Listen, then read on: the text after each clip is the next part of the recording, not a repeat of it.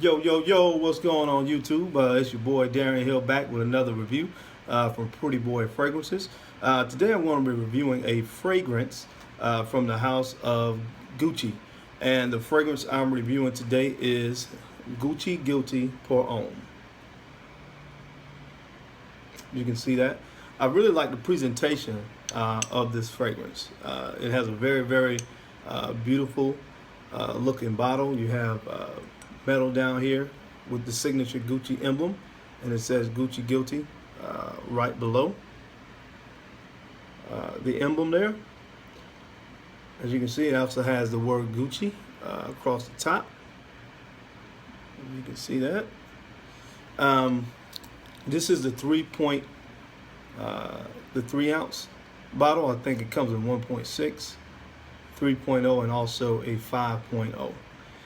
If you want to get this, of course, if you go to a website like Nordstrom's or Sephora, you're going to pay between $72 for the 1.6 on up to $116 for the 5.0. Of course, I like to buy my fragrances at a discounted price in most cases when I can find them. So I got this one from fragrance.net. This is a 3.0, as I said, and I might have paid about 45 to 50 bucks for it.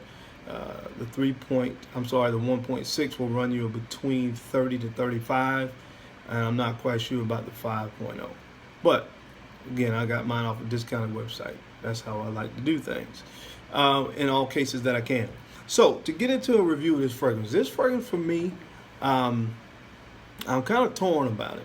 I'm a huge fan of citrus fragrances. Love citrus fragrances, but this one for me opens up with a big burst of citrus because it opens up with two of my favorite notes, which is lemon and lavender. Those are the top notes, and when you initially spray this cologne, you're gonna get hit with a huge burst of a very fresh citrus type fragrance with the lavender and lemon notes. The problem that I have with it is that after about 30 to 45 minutes, when it starts to transition into the heart, into the base of this fragrance, it becomes a very, very spicy type fragrance, and I can barely find a trace of citrus. So that's where this fragrance kind of loses me with that transition. Again, for the first 45 minutes or so, I love the smell, but as it transitions, they lose me a little bit. And the heart of this fragrance, you're gonna get an orange note, and there's also a pink pepper note, which, by the way, I got this bottle about 8 months ago, and I know it was released in 2011. Since then, they've made a couple different flankers of it. But when I looked at some of the initial information on the notes on this and saw some other reviews from years ago on this fragrance, they didn't list the pink pepper note. So I'm not 100% sure. I tried to research it. The information that I found led me to believe that it is more probable than not.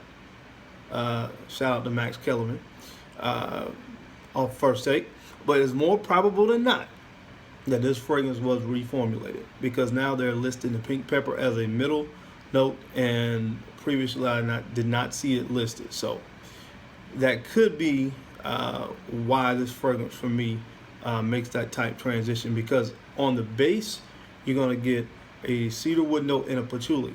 Patchouli is a very spicy note, and the pink pepper is a relatively spicy note. So it transitions from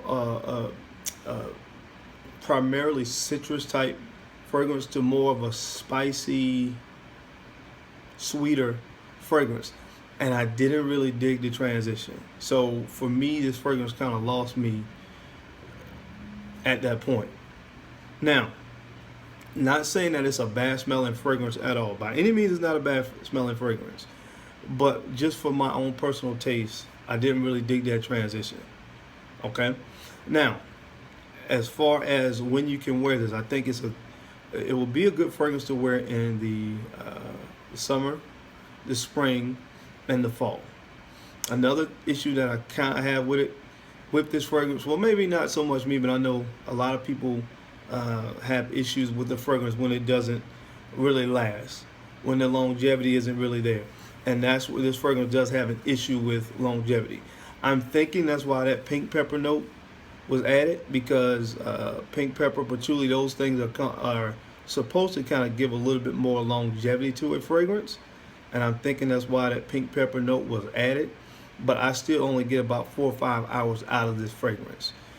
It's going to project about at an arm's length for about an hour or so, but then it becomes more of a skin scent.